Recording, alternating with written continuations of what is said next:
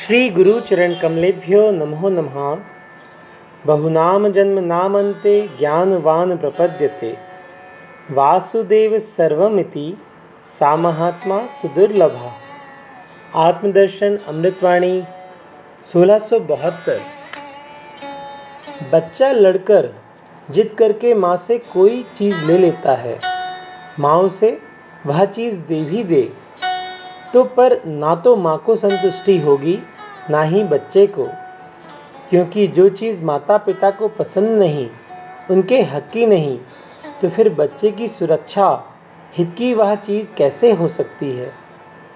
अतः बुजुर्गों से समझकर जानकर जो उचित हो वैसा कदम बढ़ाना है, ताकि आगे पछतावा ना हो और सबसे बड़ी बात हमारा कीमती समय नष्ट ना हो।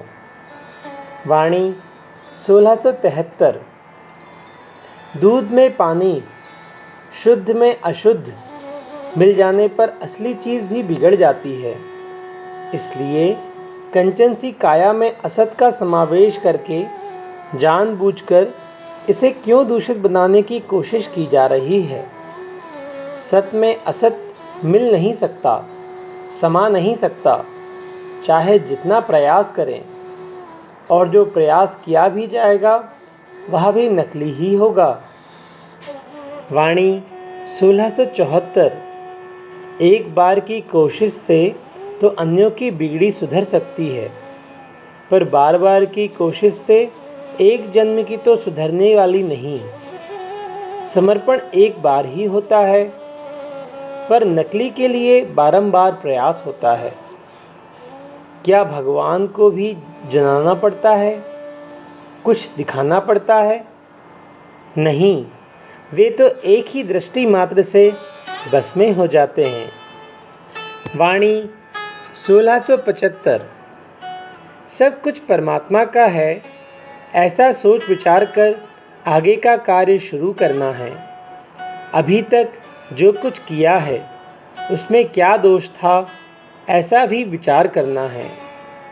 दोष यही होता है कि हमारे सारे कार्य अभी तक जो भी हुए वे सब अपनेपन को लेकर होते रहे।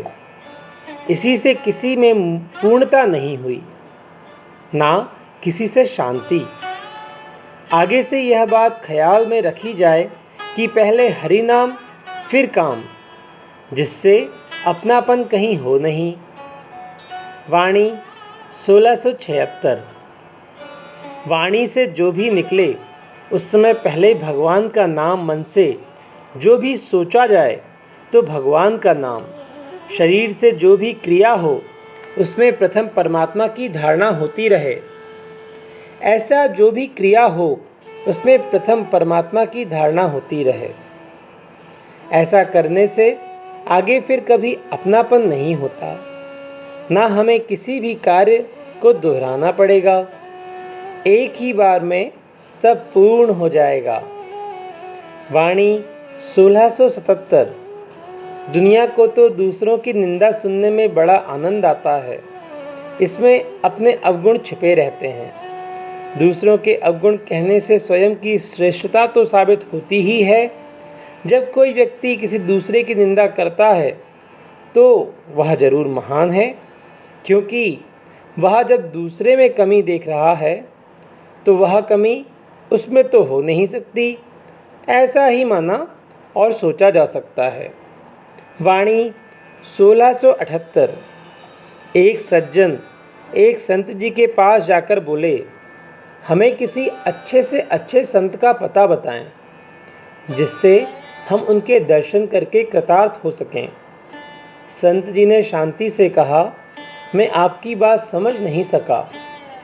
हाँ, यदि आप संतों की परख करने वाले हैं, उनमें भी कमी निकाल सकते हैं, तो मेरी समझ में दुनिया में आपसे बड़ा कोई संत ना होगा। वाणी 1679। संतों के पास पहुंचकर भोजन, जल, स्वागत कुछ भी ना मिले, फिर भी वहाँ से कुछ ना कुछ लेकर ही आना चाहिए।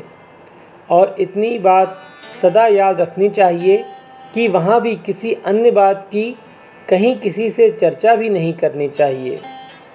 वे कैसे बैठते हैं, कैसे चलते हैं, कैसे खाते पीते हैं, क्योंकि संतों की हर बात निराली होती है। हम लोग उनके रहन सहन, जीवन यापन पर कुछ भी विचार नहीं कर सकते।